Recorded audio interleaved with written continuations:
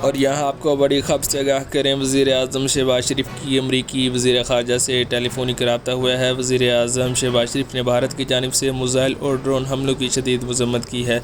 وزیر اعظم شہباز شریف نے بتایا، ان حملوں نے جنوبی ایشیا کے امن و استحکام کو شدید خطرات سے دوچار کیا ہے۔ پاکستانی عوام بھارت کی بلا اشتعال جنگی کارروائیوں سے شدید غصے میں ہے۔ وزیر اعظم شہباز شریف نے کہا کہ بھارت کے حملوں سے پاکستان کی خود مختاری اور علاقائی سالمیت کی سنگین خلاف ورزی ہوئی ہے۔